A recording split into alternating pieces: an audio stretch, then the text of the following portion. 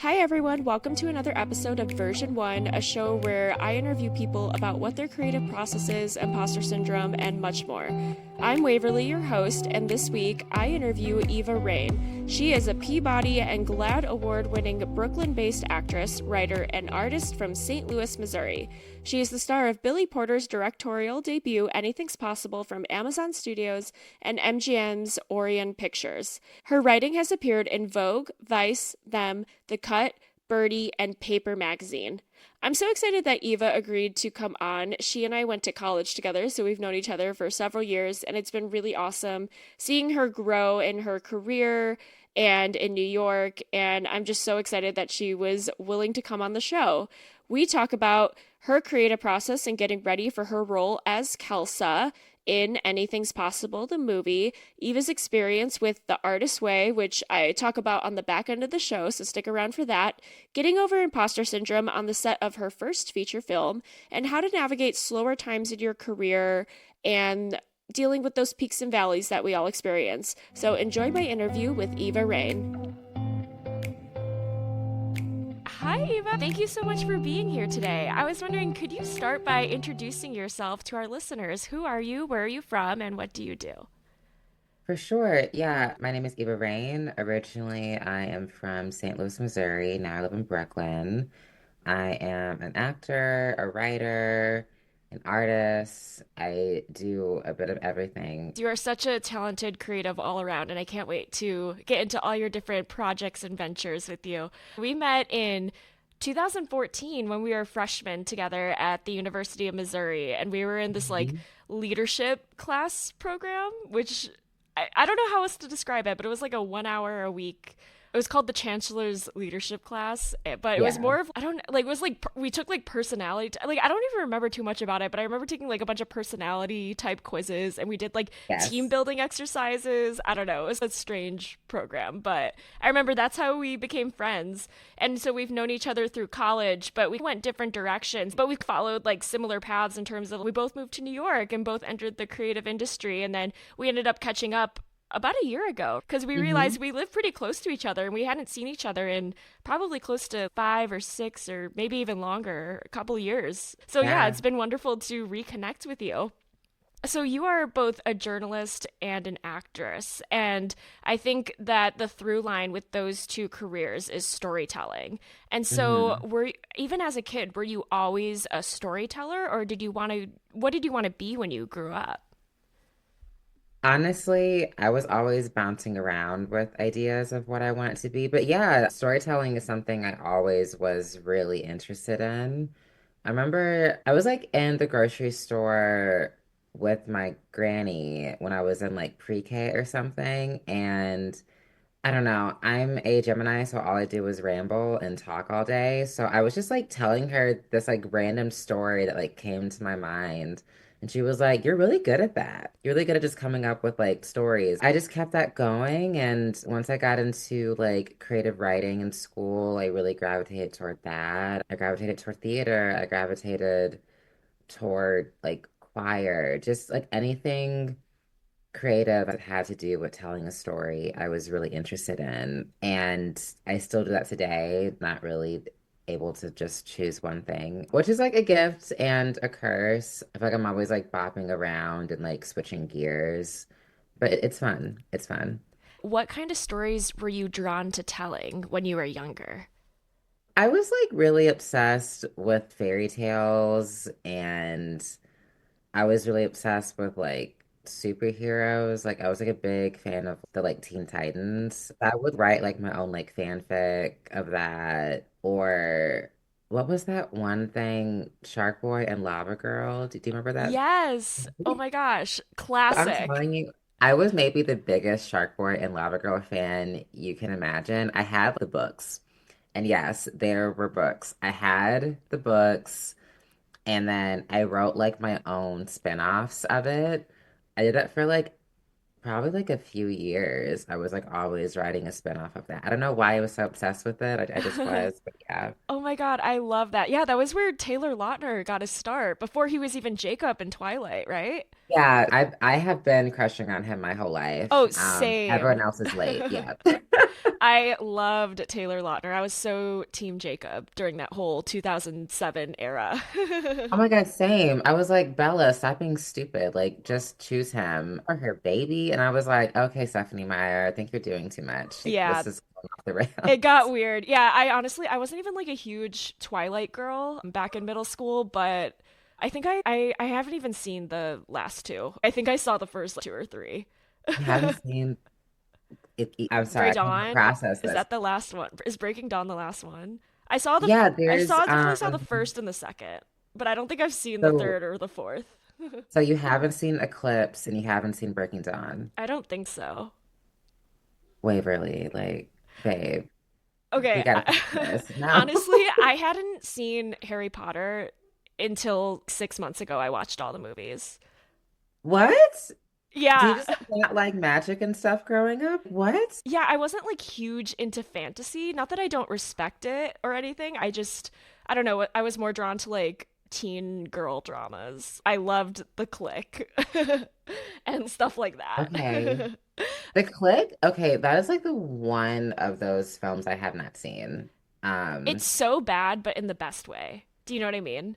oh, then I'll probably love it. Yeah, it's so cheesy and like early 2000s, like cringe, but it was amazing and iconic for the time. So yeah, definitely watch that. But yeah, I didn't see Harry Potter for the longest time. I should say I saw like probably the first two movies when right when they first came out, and I was in maybe like first or second grade. But I didn't see Harry Potter for the longest time because people would always call me Cho Chang in school because I was like the only Oh no, Asian. that's so So then messed up. that was like my rebellion is like not seeing the movie because I was like, oh, I Oh. don't want to be like compared to the one Asian girl in the whole series. No, who So that also was has like, like yeah. such a messed up name? Like, why was her name Cho Chang? Or Like, so yeah, yeah, I think I said her name wrong, but yeah. no, that was it. It's just it was like clearly racist. Yeah, there's a lot Yeah. of like racist and anti-Semitic names in the Harry Potter series. So for that reason, yeah, I guess it wasn't the best thing to engage with. Also, since people were like using it against you, I'm sorry about Yeah, that. I mean, it's not like I was like bullied or anything. It was just one of those things where, you know how kids, like, there'd be a popular series and it'd be like, who are you? Are you Harry or are you Ron? Are you Hermione or whoever? And Uh-huh. like people like do like little like personality surveys among their friends and be like, oh my God, you're Mhm. such a Hermione or whatever. Like people would always compare me to her, but I hadn't seen the movie. So I was like, oh, maybe I am like her personality wise. But then I just would always get compared to her and never to any of the other characters because I was Chinese. And then I was like, oh, fuck this. I'm not going to watch it. But then now that Uh, I've watched it as an adult, it like at the time, it didn't seem like that big of a deal because like I was probably in like fourth grade and didn't care and also didn't really know what racism was. But now as an adult, it re-pissed me off because I was like, wait, Cho Chang's not even like a character. Like it's not like she had a no. lot of character development and like I could see personality traits that we shared where I'm like, okay, there is some merit to that comparison. Like I was like looking out for her, like how is she gonna change throughout these movies? Like she is barely a character. So then it like made me re-angry because I'm like, oh no, it was definitely just because we were both Asian. No other Yeah. reason. Yeah, she really didn't have a lot going on for her. She was just there to pine after the white boys, and that was Yeah. kind of And she was a narc too. Like she sold out her friends. okay. The thing is, the reason that she did that though is because they like put this potion in her drink that forced her to tell the truth. Oh, okay. So I guess it wasn't Yeah, her fault. it wasn't. She just didn't really get a chance to defend herself. There's like a quick line that I think Snape says to Professor Umbridge at the end of, oh, you like use up the last of this potion on Cho. And then in that moment, Harry's, oh, that's what happened. But honestly, I didn't even notice that until I got older because in the books, there's so much information going on that I couldn't process it all. And also they just didn't really give her time on screen. Like you Yeah. said, she didn't get a chance to be a fully fleshed out character. If she was, then we would have known so much more about her. But yeah, no, she was like the literally the only Asian girl in the entire series. Yeah. Yeah, but I love that you were into fantasy when you were younger and even created your own fantasy books, like the spin-offs. That's really cool. So, when you were at Mizzou and we were going to school together, you were not in the journalism school, right? You were majoring in something else, if I remember Yeah, correctly. I started off in journalism and then I tried to double in that and art and I was losing my mind. I was like, "Oh my God, this is like too much to do at once." So I just went toward the art major instead. Yeah, and then somehow still became a journalist after, but yeah. That's really cool. What kind of art did you focus on when you were in school? Mainly graphic design, illustration, those were like my focuses. When you were first entering the workforce after college, did you imagine yourself finding a job as a designer, going into writing, going into acting? What was your mindset at the time? I always saw myself going into design and art, and honestly, that's what I thought I was doing when I was coming to New York. I was coming for this fellowship, but I assumed it was going to be focusing on art, like art at the brand at Condé Nast I was working for, and instead they're like, "Oh no, we want you to write." And I was like, "Oh, okay, cool." So I literally had my mom mail me my journals and stuff from high school. I was like, I need to relearn how to do this. I don't really what? And yeah, I just learned on the job. And it was just this like crash course in how to write for editorial. Yeah. Yeah, what was that fellowship? It was like the summer fellowship with them, the queer brand at Condé Nast. And essentially, I was like the editorial assistant. Yeah, and that was like my like unofficial title until I was hired full time. And then I quit to focus on acting, which was such an impulsive thing to do. That was like such a impulsive thing. I was like, I'm gonna be an actor. Bye. Next time I'm here, I'm gonna be on the cover of a magazine. And that is what happened. I was on the cover of them. Um, so yeah, but it was very chaotic. And if I could tell my 22-year-old self, I'd be like, girl, keep the insurance. What is wrong with Oh my gosh, that is an amazing career full circle that you started out being an editorial assistant at them and then ended up being on the cover. That's so cool. Before we get to all that, I want to back up a little bit. So, you got this first job and you literally were relying on your journalism notes from high school. Could you yeah, tell me a bit about that time? Were you feeling like overwhelmed or nervous or feeling any sort of imposter syndrome during that time as you were trying to learn on the job? all those things. I was feeling a lot of imposter syndrome. I think I feel imposter syndrome in a bit of everything that I do. I think just because I am multidisciplinary, it's like when you're juggling like several different things and you're going between different like skill sets. What is it like a jack of all trade, a master of none? I feel that way sometimes, and I'm like, am I good at this? Am I not? I don't know. And I was feeling very anxious around my writing and just feeling like very out of place. I had never been to New York City before. Oh, wow. Like, So you moved here without having ever visited? no. Yes, yes, I had never visited Wow. before. Yeah. Was it Yeah. everything you expected it to be, or better, worse? It was everything I expected it to be. I think I had a very like idealized version of it at times that didn't always match up with the reality.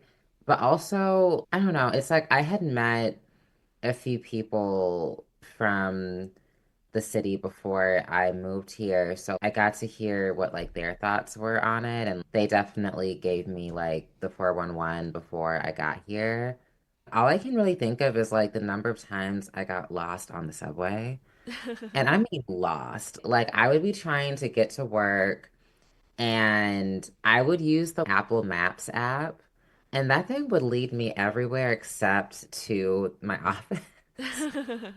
So like I would get lost. So okay, like I was like coming from Flatbush and I'm trying to get to the financial district. I would get lost in like Sunset Park somehow. I would be in like Dumbo. But I think that also taught me a lot about the city, like getting lost in the subway. It definitely taught me more about all the different neighborhoods, all the different train lines, and I just got more equipped. I was really living my Tumblr fantasy summer 2018. Even when I was like broke, even when I was lost, I was just like, I'm in New York. Can I really be that mad about it? There were like all these concerts I would go to. I would go to all these clubs way more than I should have been. I was shopping like crazy, just spending money really recklessly, not paying my rent. Yeah, just a lot of like stupid habits, but like it was fun for the time. Totally. All those things are a rite of passage, I think, when you first move to New York, especially in your early 20s.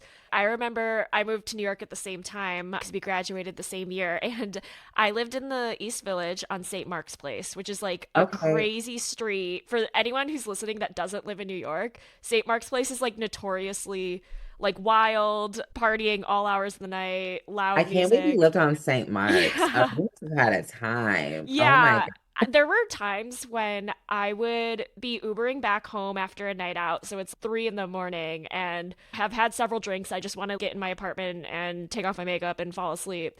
But there would be a fist fight outside my building. So I couldn't get into my apartment. I had to wait till the fist fight broke up and then I could go upstairs. Yeah, it was a wild time. And it was so fun when I was 22 and 23, but that's not something I would ever do now at 28. But I'm so glad I had God. that time because I Mhm. was spending like hundreds of dollars a weekend on alcohol, which is very easy to do in New York. And Very easy. yeah, Very easy. Yeah, I would make friends with like DJs and like club people and they would get me in for free. I But love even that. if I wasn't there for free, I would just be like, whatever, I got paid yesterday. Let's just have fun. And oh my God, yeah, just spending stupid amounts of money on drinks, which it's just drink before you get there. Yeah, you don't need to be spending $18 on a cocktail. Yeah, maybe one or two, but if you're doing that like over and over again, that bill's gonna be crazy. Yeah, totally. As you were part of this editorial program and then being hired full time, what sorts of topics were you writing about at them? A lot of my writing at the time was about television shows, fashion was something I focused on, and just any like queer take on that. So yeah, like a couple like big articles that like low-key went viral at the time. I wrote like a few like listicles, very BuzzFeed style, about trans models in Hollywood or in fashion. Trans actors in Hollywood was another article that I wrote. I interviewed people on Pose a few different times. That was fun, and I talked to them about how I wanted to be an actor when I was younger. And they were like, "Girl, do it now. You live in New York City." And I was like, seriously? And they're like, yeah. And then I did it. But yeah, it was like slow and steady. I interviewed Chance Perdomo actually from The Chilling Adventures of Sabrina. Rest in peace. He was very sweet when I got to talk to him. I spoke to the people behind Pose, to the people who were like the consultants on it, the producers on it. That was a really fun article. Probably my favorite thing that I wrote at that time. I wrote a lot of personal essays. I wrote about going to Mizzou, interviewed other college kids. I wrote a bunch of different stuff. So, was that interview with the people from Pose who encouraged you to try acting again? Is that what really helped spur you into taking acting lessons? And is that the time when you started acting again? It Or did was you actually, yeah. wait a little while? Yeah, I started taking classes and it was like, yeah, it was like a little bit after I spoke with them that I found some classes to take. And I started connecting with more actors and different filmmakers. I was talking to Delon Burnside from Pose and Ryan Jamal Swain. They played Damon and Ricky on Pose. I think that was their character names. And yeah, I was just like talking about growing up and how I got pushed away from acting. Because like when I was in high school, I was very focused on acting. Everyone knew that was what I was focused on. Like I was like the lead in the play in middle school, and that was like a big deal because I was the new kid. Anyway, once I got to high school, my director at the time, she just didn't quite get me. I was definitely coming into my transness at that time, and it was pretty evident. And I was told over and over again that I was very talented. I just wasn't fitting any of those roles, and I just wasn't cast in things. And I just was like, I'm over this. Let me go focus on something that is going to actually be a little bit more just like worthwhile for me. So that's how I focused on journalism in high school, just from being pushed away from acting. And then when I was here through journalism, I found acting again. Yeah, yeah, my life is weird. That's so cool. I think it's lovely that you found your way back to acting because I think there are so many kids that do theater in middle and high school and then they never do it again. I think it's like a very common thing for a kid to say, "Oh, I want to grow up and be an actor." I think a lot of kids say that, but not many people take it seriously. So it's cool that you came back to it and decided to make it part of your career. I think that's really Oh, admirable. absolutely. Yeah. When I was like 14, I would literally tell everybody I was going to go to Juilliard. That was the big goal. I was like, I'm going to Juilliard. I'm going to be on Broadway. I'm going to get a Tony. I'm going to get an Emmy. I was so focused on that. It's so weird. Like when I did the movie Anything's Possible, Billy Porter literally said to me, he was like, You don't need Juilliard. This right here is your Juilliard. And that was probably one of the most powerful things ever said to me. I almost started crying, and he was like, Please do not cry. We are filming a happy scene right now. But yeah. Oh my gosh. Okay, so yes, you brought up Anything's Possible, which is available on Amazon Prime if anyone wants to watch it. I highly recommend it. You play Kelsa, who hmm is a young woman. She's a senior in high school, and you are starting. It's a love story, basically, between Call and Kelsa. And it follows these two. It's like a very normal, I think, teenage messy romance, but with the added layers of Kalsa is a trans woman and Call also hmm has his own issues with his family accepting him. And so it covers a lot of really deep and interesting topics, but it's also at the heart of it like a normal teen love story and high school Absolutely. drama as well. I just watched it and I loved it. And it was so cool seeing you on the big screen because I was like, oh my God, I know her. I'm curious, what was your creative process like getting ready for your role as Kelsa? My creative process, wow, I don't think anyone's actually asked me that. Thank you. Oh my God. I was about to like go into some spiel, but I'm like, wait a minute, let me really process that question. Getting ready to play Kelsa for me was about letting go of I guess certain more painful life experiences that I've had, because Kelsey is someone who has not had those things happen to her, especially not at that age. Kelsey had, for the most part, pretty like regular life. Kelsey's parents are divorced. She has the trauma of that, of being a child of divorced parents, which also something I can relate to. It was interesting playing Kelsa because we have so many parallels in our life. I was raised by a single mom who works in the medical industry. Kelsa's mom is a single mom who's a doctor. So that was something I could really gravitate toward. Kelsa is someone who like loves fashion. I can relate to that. The outfits Kelsa in the is someone movie who were was, so fire. Like everyone's oh outfit, my like the God. fashion in this movie, guys. If you're listening and you haven't seen it, please just go look up all the outfits because they were crazy in the best way. They were so fun. And Yeah. also, a lot of it was like custom made. That's so Like, cool. yeah, honestly, I wish I could like have a few of those items now. I'm so mad though, because the week that the film dropped, someone messaged me saying that he won a bunch of Kelsey's outfits in this auction. And I was like, those are my clothes. Give them back to me. I was so mad, but good for him. Yeah, Kelsa, she also was someone who didn't really know what her voice was throughout the film. And that was interesting to play because I'm a yapper and I definitely was when I was in high school. If something pissed me off, I was gonna tell everyone about it. And that's not who Kelsa was. Like Kelsa was she was someone who was really too scared to really um speak her mind until everything just reached this like breaking point. And even then, she wasn't sure how to really express herself. And it was fun to play that because I think something that happens a lot with trans rep on screen is people think that every piece of trans content is supposed to just instantly educate you, and that every trans person is going to have all of the language to talk about their lives and talk about how everyone should be a better ally.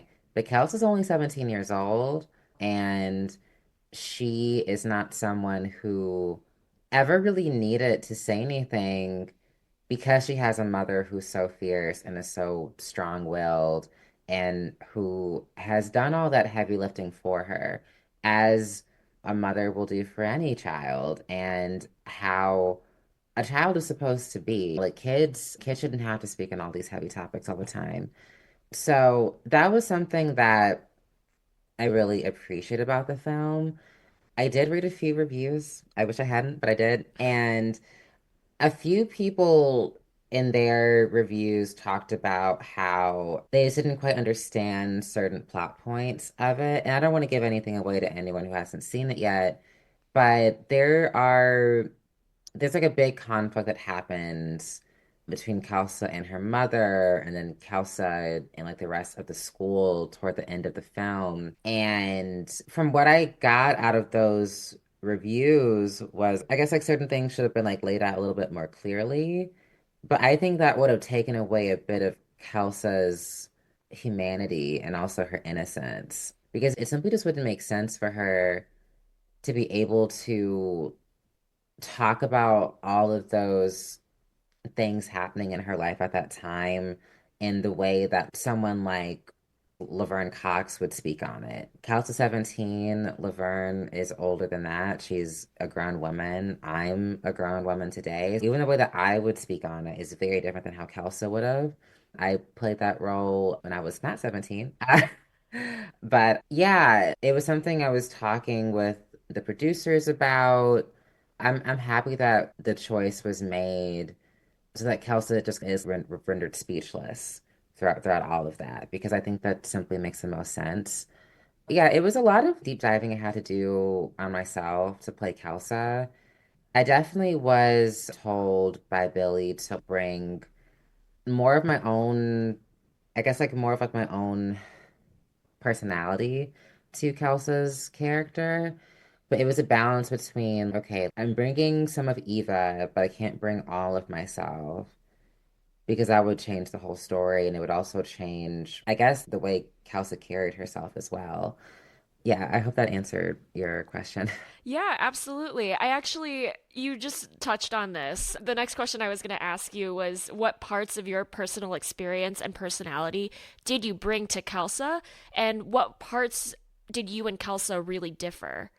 I think I brought a little bit of my own humor. I think I brought a little bit more of my own sass. What we shot was like 3 hours long, so we had to cut so much down. And I'm really sad because I feel like I had like, some really funny ad libs that didn't make the like final cut, but it's fine. How do me and Kelsa differ? I think I can be, I don't know. I'm a Aries rising, so I do have resting bitch face, and I had to like fix that to play Kelsa. Billy would be like, "Can you please smile more?" Because my like natural face can be a little like off-putting. Same. Yeah, A lot of yeah, people think I'm really scary if they don't know me and they just see me. yes. And I'm like, no, I'm I nice. No, you're super nice. Yeah, I've gotten that from a lot of people. They're like, "I just thought you were gonna be such a bitch," and I'm like, I'm literally not like a whole dork, but sure. Yeah. But yeah, I think that's also another thing. Kelsa's like a dork. She's a girl who's obsessed with zoology and animals and insects. Part of the set dressings for her bedroom There were like a few different books on bugs and these rare species and stuff. And I'm like, wow, this girl's a nerd, which I'm a nerd about other stuff, not so much science. I struggled through chemistry so much. Oh my God. Kelsa would have never done that. She would have gotten A's without trying. But I think the biggest thing probably is that Kelsa did let a lot of things fester for too long. Which she's a kid, I get it, but she was messy. Like when you look at it, she was pretty messy.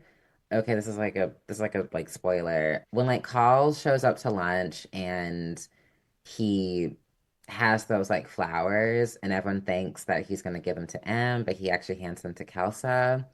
M freaks out, runs away. Kelsa runs after M, but she doesn't just leave Call hanging. She like takes the flowers, which is saying, yeah, I still like you, but let me like still go after my friend, which is like you can't have your cake and eat it too.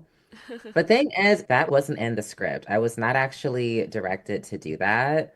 So after that first take, Billy walks over. He's crying so hard and laughing. Everyone is because they're like, you took the flowers. Why did you take the flowers, Eva? And I was like, they're like, no, it's fine. It's actually funnier that you did because what the fuck? It like in my mind, I think just because I knew Kelsa and Carl were going to end up dating, I thought, of course she takes the flowers because she likes him so much and she doesn't care that it hurts him. Like, really, if we're gonna be real, Kelsa wasn't that concerned about her friend. If she was, this wouldn't have happened. Yeah, me, Eva, I would not do that. I'm a girl's girl. Kelsa, she has some learning to do, but yeah. Yeah, I feel like most 17-year-old girls would have done that because you're self centered at such a young age sometimes where you're not really thinking about your friends. She wasn't thinking, oh, one of my best friends likes this guy. Maybe I shouldn't go out with him, or at least maybe I should have a conversation with her first. But instead, she took the flowers, which it wasn't the best choice for the friendship. They go through a lot throughout the movie when it ends They up do, working they out. do. But you can't blame her totally because as a 17-year-old, that's a mistake that a lot of 17-year-olds are going to make. That's true. No, you're right. Yeah, Not I saying it have was to, the best decision, but it's a very right. normal decision, I think. True. Do you watch Euphoria? Yes. Okay, when Cassie was sleeping with, With the behind oh Maddie's back, that my was God. really bad. Yeah. Yeah, Kelso's not at that level for nowhere near that. Yeah, I think about that scene a lot though when Rue tells Maddie what Hmm. happened. That was cinema. That was That was like true crazy. cinema.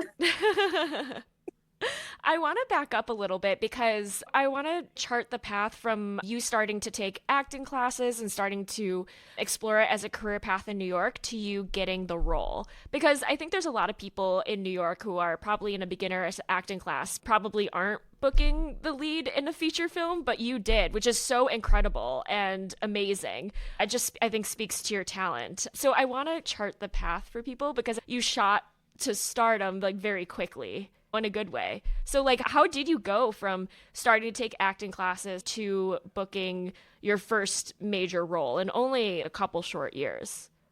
Yeah, it was fast. And listen, I was not expecting all that. Every actor is like, I want to star in something. Like that is usually every actor's hope and dream. For me, I started taking these acting classes in Soho while I was still working at them. I think just like really through the power of community, so much happened for me because it was like a friend who mentioned these acting classes. It was a friend who mentioned this web series that I did or this short film. One of my mentors is Tourmaline, who I don't know if I have her book right here. Is it? No, I think it's like in my bag. She is a filmmaker, an artist, a writer, activist, all the things. She has a book called Marsha coming out, which is the first ever biography on Marsha P. Johnson. But before she did that, she also did this film called Salacia that I was in, and it's currently on view at the Brooklyn Museum. And then the longer version called Mary of Ill Fame is on view at MoMA and Tate. And I play like this like supporting role in it. That was like my first acting job. That was my first actual acting job. It is a like a stylized retelling of Mary Jones. She's the first Black trans woman ever recorded in legal documentation. I might be fudging all that, but basically, I think it was like in 1839 she got sued because she was scamming white men on the Upper East Side. That film led to many other acting opportunities for me and just other moments to connect with people. The biggest thing has been like networking for me. I took more classes. I did a commercial.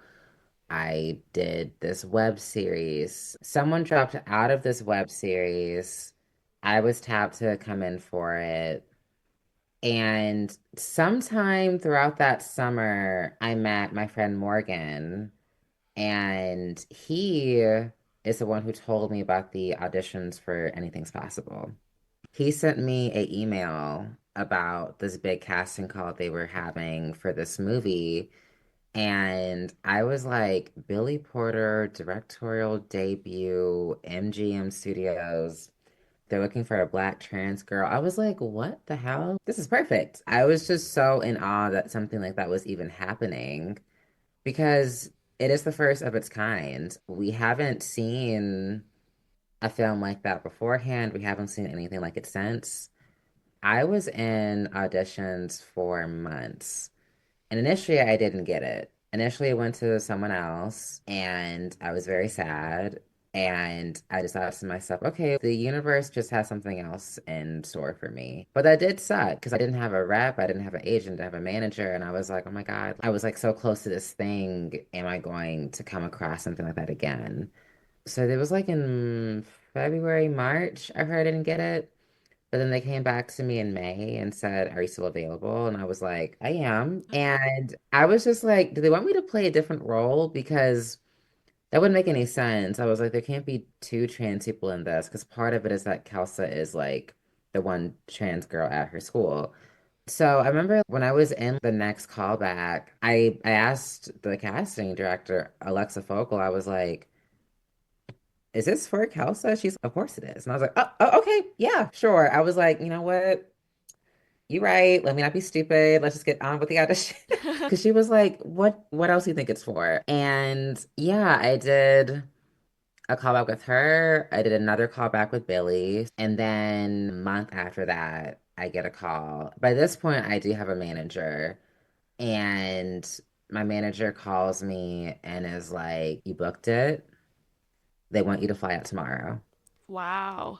Yeah. So I had no time to figure it out. Literally no time at all. There just wasn't time to process, but it was really cool. I was pushed harder than I ever was as an actor. Because yeah, like when you're leading a project, it does take a lot more stamina. It takes a lot more fervor, I think. I would have a call time of 3 a.m. and then To I start wouldn't getting ready leave. for like hair and makeup and stuff. Yeah. Wow. Yeah.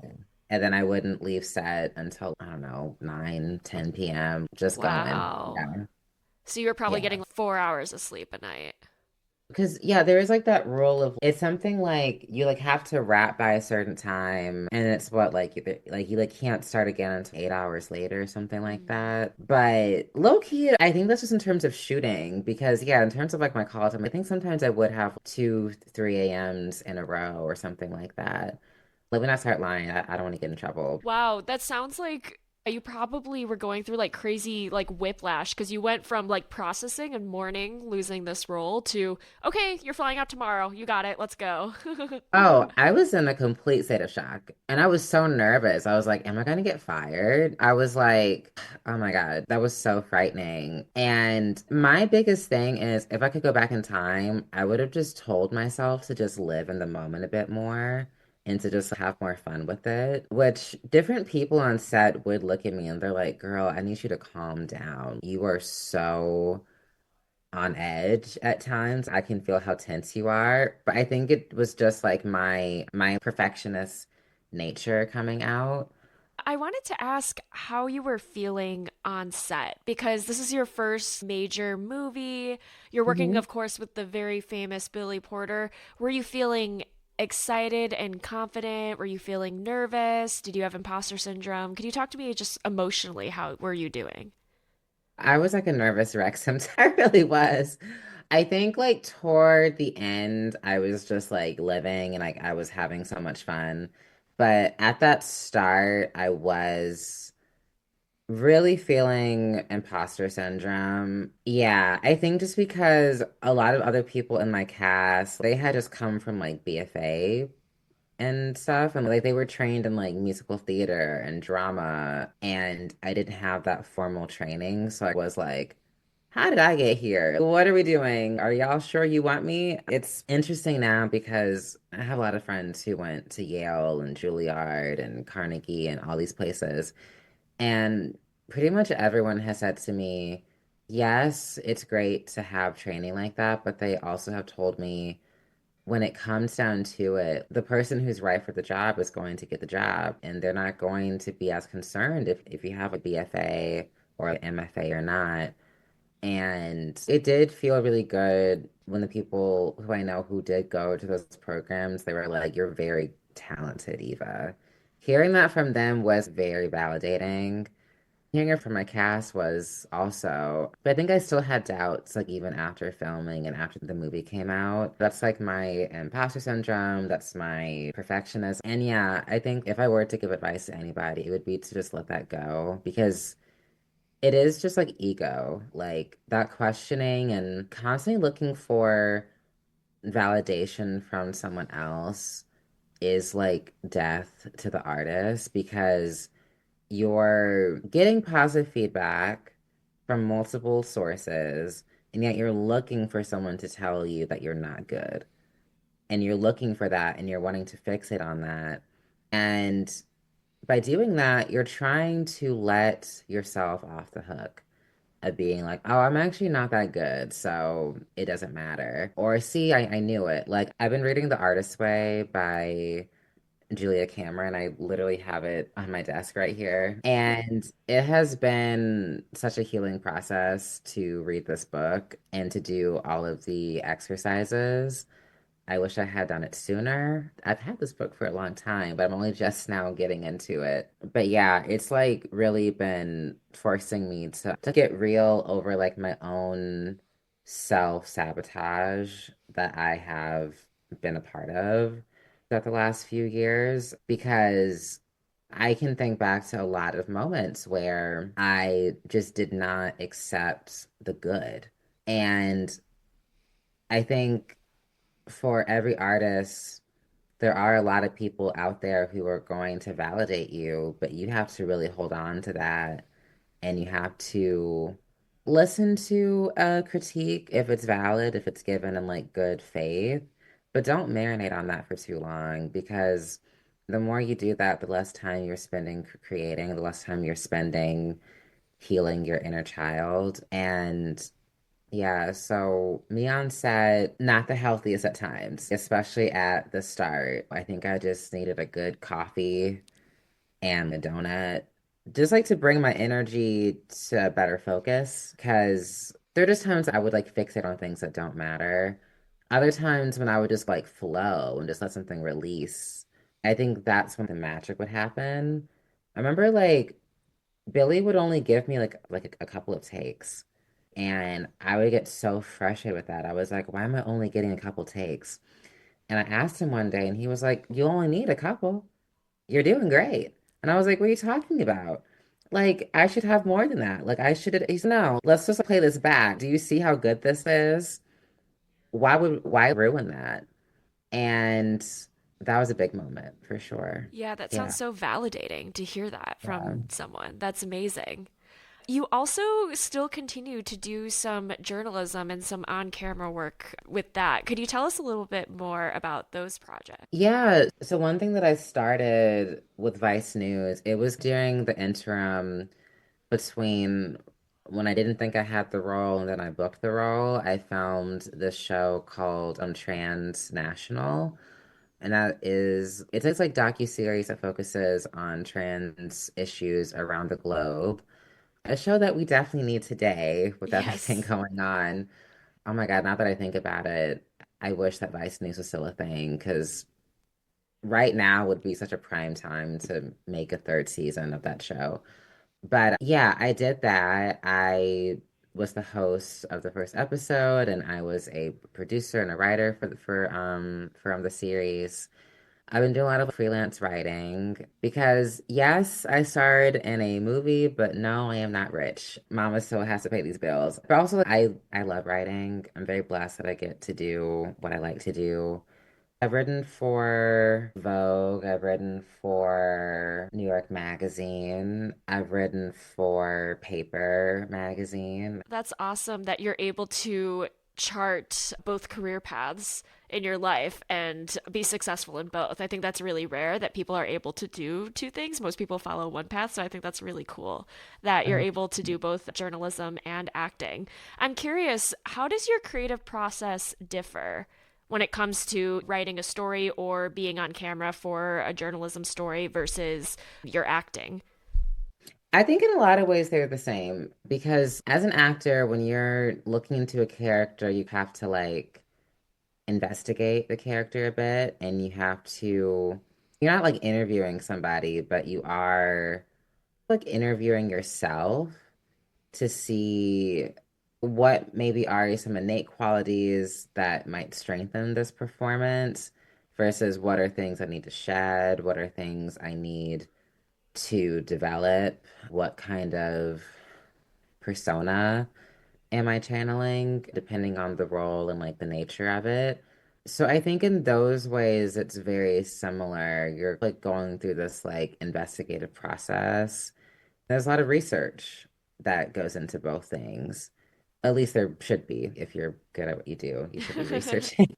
The ways in which they're different, I think they're like different bones to activate. Having a creative writer's mind can really help as an actor when you need to like ad lib and you need to like improv. Yeah, versus other times you really have to like stick to the book and you have to be very like they call it like straight acting when you're just I guess like when there's less like character work with all the nuances and the quirks that maybe can make a character more fun and more like weird. Yeah, yeah, I think it depends. Because even with journalism, sometimes, I don't know, sometimes like when you interview somebody, it can be a bit more fun of an interview and you get a chance to make a friend versus other times someone just is, I don't want to talk to you right now. I'm not having a very good day. And you just have to just be more methodical about it and more like straight-laced. So yeah, I think there's like levels to both. Yeah. Yeah, absolutely. Looking back, was there ever a failure or a setback that you experienced that really affected you? Honestly, I think the actor strikes, I think that's been like a big setback. Things are picking up right now. I'm getting more auditions for stuff than I have. Honestly, the last year, it's been very sparse getting back on track. And I think all of that really knocked me off my feet because after the film, I just thought for sure I would be working more consistently. And I've booked a couple things since then, but just as I was starting to book more, the strikes hit. And now the industry is trying to recover off of that. And a lot of actors are just like not doing well. And a lot of people who have like starring roles and things are really having to reevaluate aspects of their career. And I was very depressed for a long time just because I was like, am I a failure? Am I not good at this? Should I have just stuck to one thing? Was it a mistake going down this route? That's something I really thought about. And I'm in a place now where I've reached a place of contentment that I didn't think was possible. But I'm also really in the process of just like practicing gratitude, like really and truly, just like radical gratitude. Because Just because you go through a period where you're not booked and busy doesn't mean that you're not blessed in any way. Yeah, because yes, I expected certain things to happen, but so many other things have happened in my life that I never could have imagined. By not having any sort of, yeah, by not having any sort of appreciation for that, it's almost as if I'm throwing away all the good. This is not an easy industry at all, and it will try you in ways that you could not have foreseen. Yeah, yeah, I think that's probably the biggest setback. Yeah, absolutely. And it can be really hard when you've had a big career spike and then things slow down because it's hard not to compare yourself to your past version and be like, "Oh my God, did I peak at only 26?" Like for Hmm. me, my version of that is I had a job at HBO and the show that I was on won 2 Emmy awards. So you can actually see them in the background of my video. I have 2 Emmys. I But didn't know you had Emmys. Wait, well, what? Oh my, the show I worked on, it wasn't like me, only me. no, But but you still have two Emmys, yeah, but right? technically speaking, yes. But I'm yeah. looking at them right now. You have two Emmys, right? Come on. But it was like the whole show got it. It wasn't like only me, but it's hard because I've had some career setbacks or slowdowns since winning those, and it's like when you're in the moment and you're like, "Oh my God, I get to say I'm an Emmy award winning producer. That's so sexy." You think the Mm-hmm. Emmys are just going to keep coming, but they don't. Like I ended up leaving that job because I was actually very unhappy that the job that got me those, I'm very fortunate to have worked there, but it was not the right place for me, and I just wasn't happy. So I have these like very mixed feelings about having Emmys where it's like, of course, I'm so grateful for that experience and I'm grateful for having them because it's a really nice thing to put on your resume. But it also, the negative side, not to sound ungrateful or anything, but the negative side of having those is, oh, did I hit this like career peak so early and I'm never going to do anything again? Where, not that awards are everything, awards are nice to get. You know what I mean? Oh, Um, absolutely. I've got my GLAAD awards. I got my little Peabody right there. Pretty much after getting the last GLAAD award that I got, that was when things really slowed down. And I could not have imagined that. I had that night, which was such a fun night because it was, yeah, so I've won like a couple awards for Vice News that have my name on it. And then the film won the last GLAAD award, but I like gave the speech for it. I felt like Halle Berry. I was like, the phone will be ringing. yeah. There's just no way. And the strikes happened the next week, and it was as if nothing happened for me. And yeah, I feel you. I was really just, what do you mean I have awards and these like things that we always think are going to lead to more, and it's not? Mm-hmm. That is a serious head fuck right there. Yeah. Yeah, yeah. You think the roller coaster will just keep going up and up, but every roller coaster has to go down eventually. And Oh, yeah, I that's mean, so, that's a word. That's a word. And I love roller coasters. Like, that's like maybe like my favorite thing in the world. I love the thrill of like feeling like you're gonna die, which is crazy. But yeah, no, you're right. Every roller coaster has to come back down.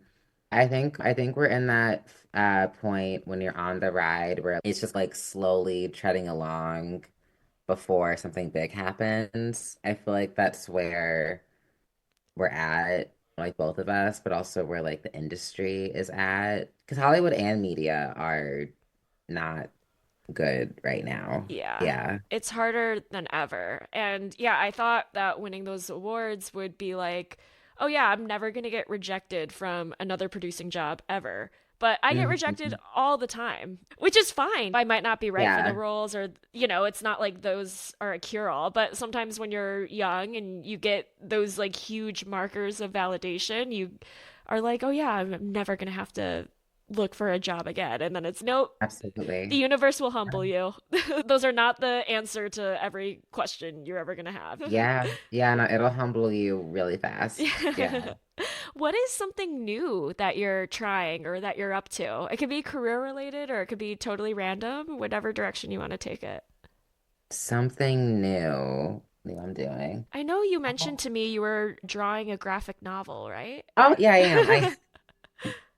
Yes, that is something new that I'm doing. New and old in a sense. I told you I would write these stories as a kid, and sometimes they were comic books that I was drawing. There actually was like a graphic novel course at Mizzou. I wanted to take it, but I was a RA and the class was like at night. My boss would not let me do that because I had to work like the like on call shifts, which Ugh, bummer. God. Yeah. I'm telling you, th there is no job in college that is like more thankless than being an RA. But yeah, I'm working on this graphic novel. It's been really fun. I'm actually so behind on my own deadline for it. Oof, I have a lot of work to do. But yeah, it's a book that's like loosely based off of my life in high school. So it's like YA, coming of age, and yeah, That's so exciting. What is your goal with it? Do you hope to publish it, or are you just gonna yeah. release it independently, or what do you want to do with it? I plan on publishing. I do have an agent that's helping me along with it. With this current administration, we will see. But there's like a lot of ways to publish stuff and still get it out to people. But ideally, it would come out through one of the big boys out there. Yeah. That's so exciting. I can't wait to see it on a bookshelf one day. That's very Oh, exciting. thank you. What is Thank you. your process like when you're drawing your novel? That's a good question. I think I've been in the process of finding it because I hadn't really drawn since graduating college. That was the last time that I really was in a space where I was like drawing on a consistent basis. Because it's been like a slow process of getting back into the mode of drawing and like knowing what like my style is. So I started that over the summer, just like practicing a lot and like getting back into the mode and also figuring out what I wanted this story to look like, what I wanted it to be. I would say like my process entails I either put on music or I put on a TV show just because like I need noise. Like I can't process in like total silence. So I usually put something like that on, like a podcast, whatever. I just jump in. I need to do what they call like warm-ups, which is when you do little exercises to work out your hands, to get your brain working in a visual way. I would do that in college. Now that I'm talking to you about it, I'm like, oh, yeah, my professors would be very mad that I'm not doing that now. Because, yeah, when I was in school, we would do warm-ups every time I took a drawing class. We do warm-ups for like 15 minutes. And then the next 2 hours and 45 minutes, we would focus on whatever project. But I do try to time myself, and I try to time myself in terms of I'm only going to spend this much time working on this thing. I'm only going to spend this much time locked in. Then maybe I'll take a break and then I'll go like back to it. And the more I've been doing that, the better off I've been. Because just with anything, if you just try to sit yourself down and say, I'm gonna work on this one thing for 5 hours, you're probably not gonna do it. You're probably gonna get very distracted. You're gonna, I don't know, start cooking something. You're gonna scroll through Instagram or be like, oh yeah, I have all this time. Let me just take a nap real fast. And then you don't actually do it. Doing little things like that has kept me more motivated and really, yeah, just like being more cautious with my time. But initially, when I was getting back into the mode, I would just go to Prospect Park and I would sit there and draw. And it's nice because you're like outside, you're like around people. You can find like your own little spot and just do your thing. I honestly do that a lot though. Like when I can, I try to go like outside, whether it's to read lines for a audition or I'm like working like a story. Yeah, like when it's warm outside and I'm able to do that, I'm usually like very productive and just in a better mindset. Yeah. Yeah, it sounds like you get a lot of inspiration from nature.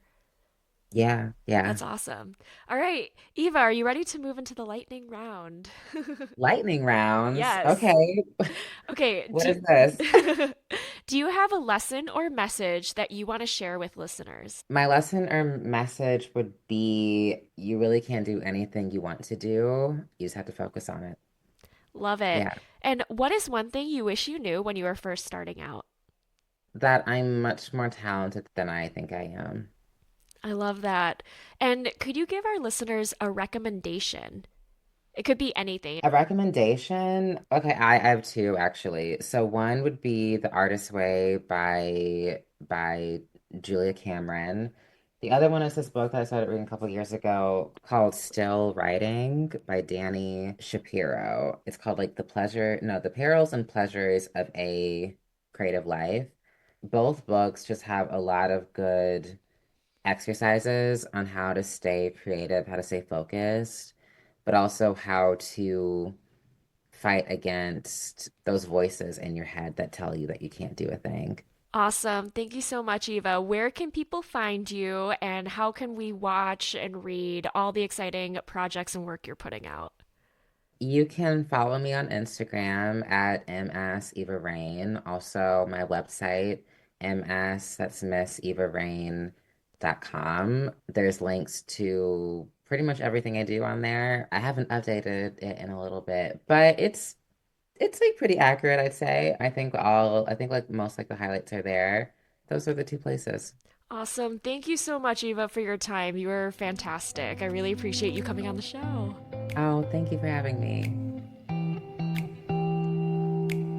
All right, everybody. I hope you enjoyed that interview with Eva.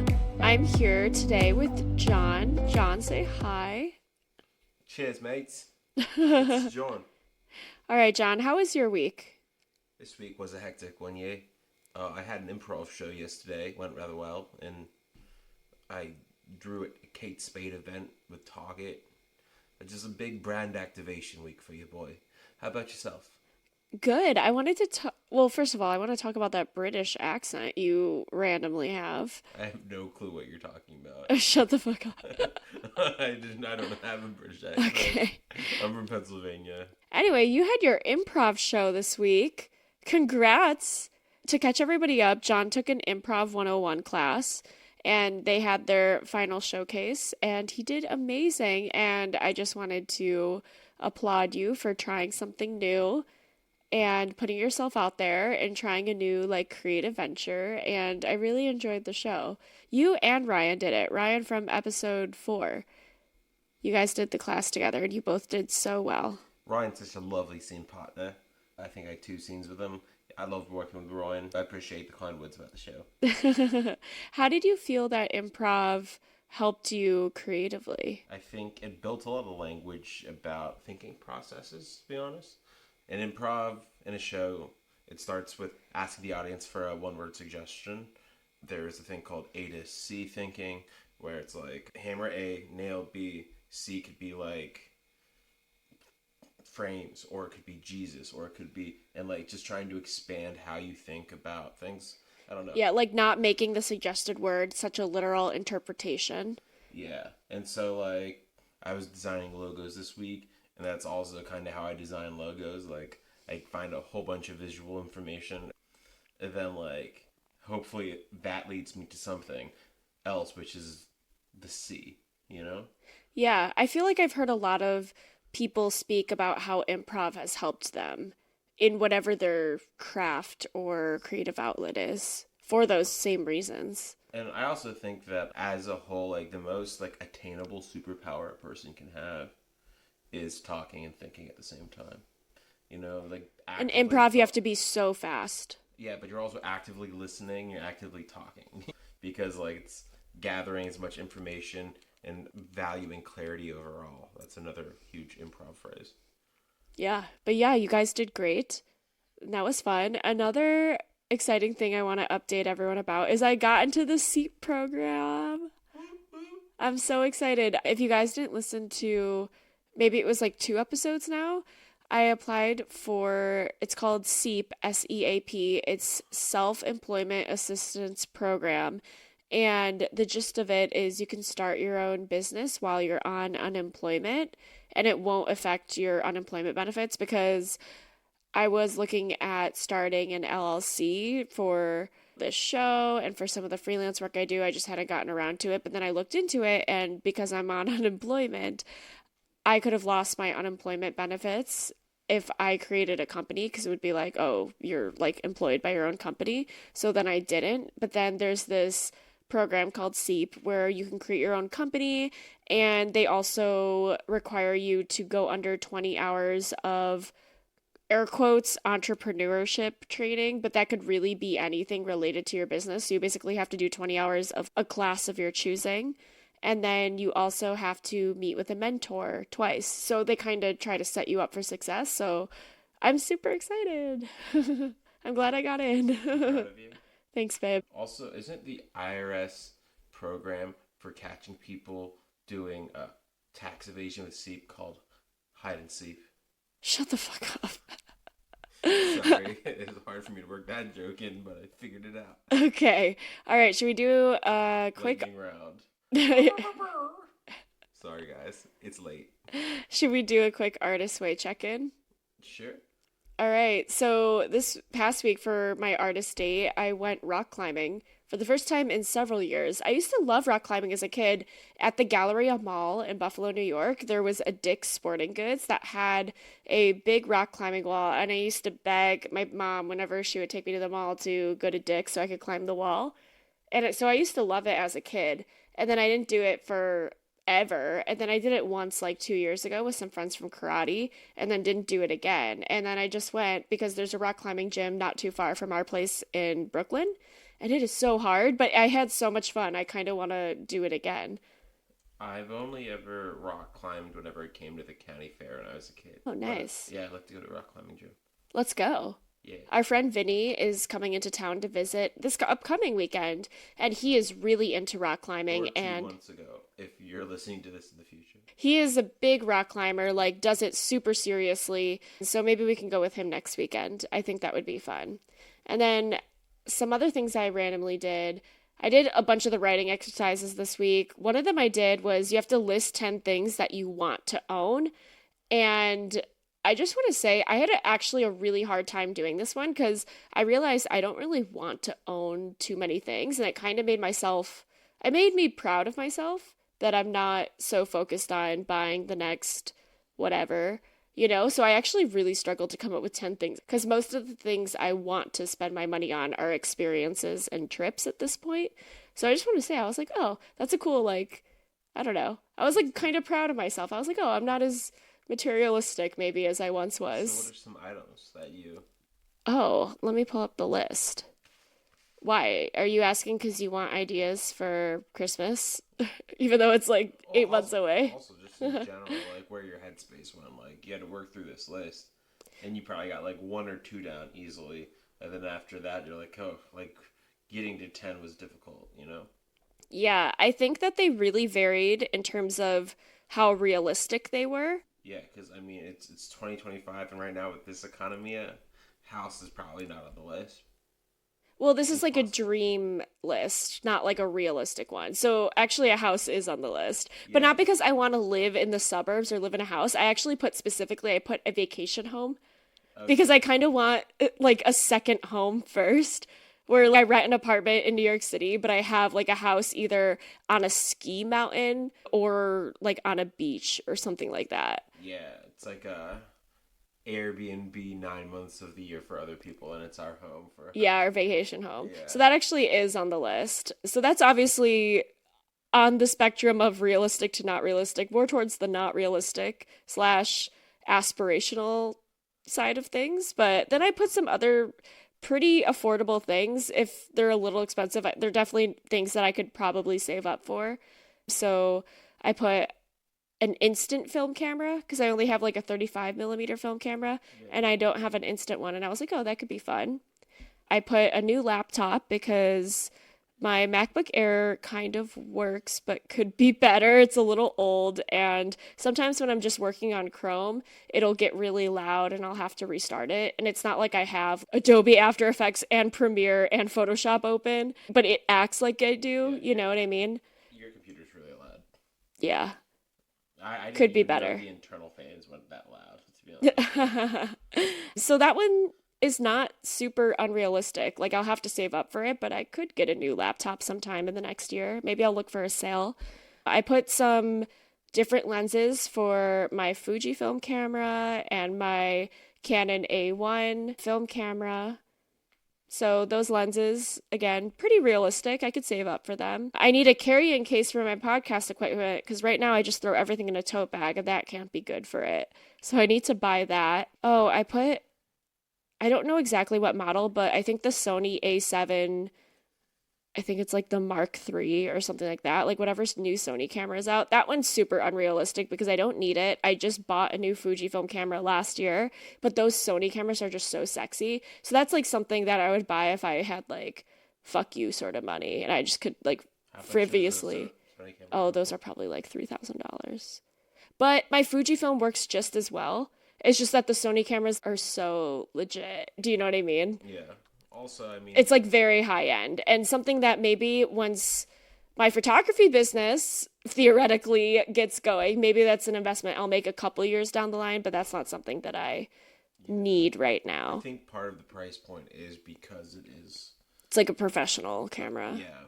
Not that the Fujifilm isn't. Like my Fujifilm is amazing. I love it. It's similar to, again, Adobe's expensive because you can make money off of it. Yeah. But they put the price up because there's a money-making quality of the camera. Yeah. And maybe one day if I'm making money off of photography, I can write it off. So I would say that one is sort of like mid-tier in terms of it's not unrealistic, but it's not realistic right now. Yeah. So yeah, that's a couple items from my list. Another fun exercise we did is if you were 20 with money, list 5 adventures you would go on. And then if you were 65 with money, list 5 adventures you would go on.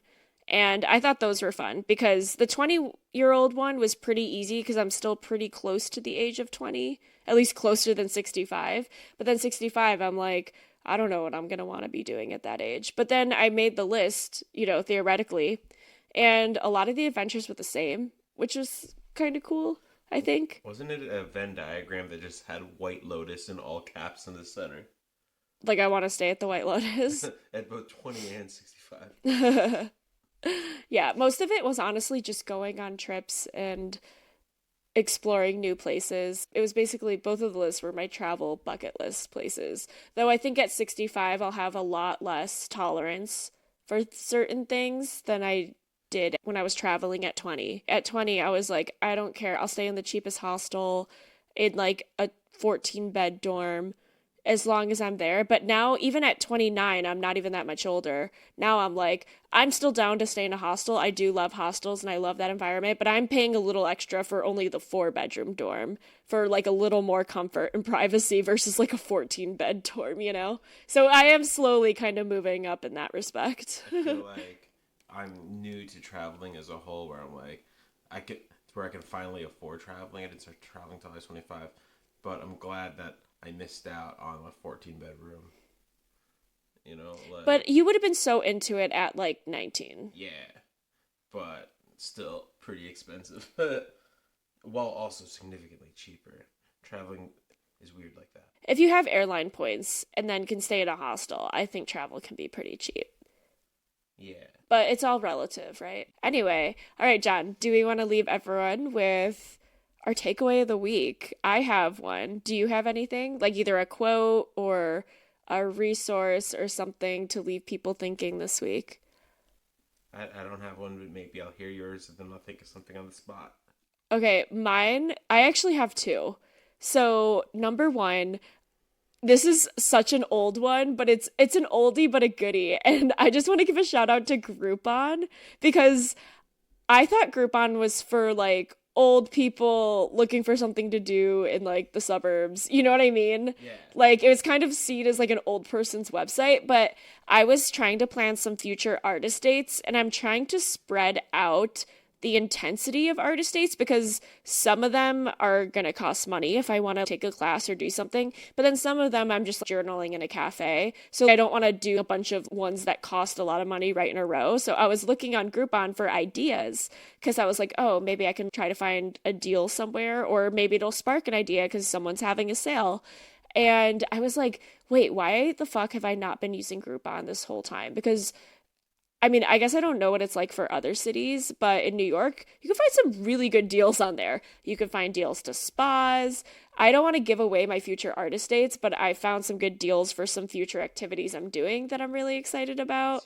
And I know Groupon's like so old, like it's been around for like probably a decade, but I wanted to remind people that it exists. I feel like it's interesting. Groupon's site just like its design feels dated and everything. Yeah, Like, it's so Y2K. So yeah, so shout out to Groupon. Obviously, this is not sponsored, but I was thinking about it and I was like, oh, I forgot about this site. I am probably not the only one who forgot about it. So look on your local Groupon if you're looking for something to do. And then my second one is okay, so this one has a little bit of a backstory. I was walking my dogs in the park near my apartment, and this tree had a QR code on it. And it said, this tree is part of a game, scan the QR code or something like oh that. yeah, I was with you. Yeah. And I scanned the QR code, and there is this new game happening all around New York City that teaches people about all the different types of trees in New York. If you go on the site treehopper.xyz, what you do is if you pass a tree with a QR code, you scan it and then you like collect that tree. And there's 500 trees across all 5 boroughs. And then there's also a map feature where if you scan a tree, it'll say like, okay, your next tree is like a 3-minute walk away, and it'll guide you to the next tree. The website is treehopper.xyz. And I collected like 4 trees just because they were around our house. Like one is literally on our street. There's 2 in Maria Hernandez Park, and there's another one like close by. And I don't think I'm probably going to collect all 500 because I don't see myself going to Staten Island for this, but I was like, oh, that's so fun. Yeah, That's such an interactive way to learn about your city. And it's such a Pokemon approach of like gotta catch them all. yeah. Like, and also some of Pokemon Go, like getting you to walk around outside. Yeah, exactly. And it tells you what kind of tree it is, a little bit of info about the tree. I love it. So if you're in New York and you see a tree with a QR code, or you're just curious about what the game is, highly suggest going to treehopper.xyz. Also, not sponsored. I'm interested in also just learning more about those people, to be honest. Like whoever set this up. Yeah, who it's some just wanted tech. people to learn more about trees and put a lot of Yeah, money and resources into making this. it's like a tech guy. I looked him up. I don't remember too much off the top of my head, Huge but tree guy. yeah, he's a tech tree guy. I feel like maybe he would be a good person for the podcast, Yeah. right? Yeah. Perhaps. Maybe I'll Hey, reach out to him. a tree guy, if you're listening, come to the podcast.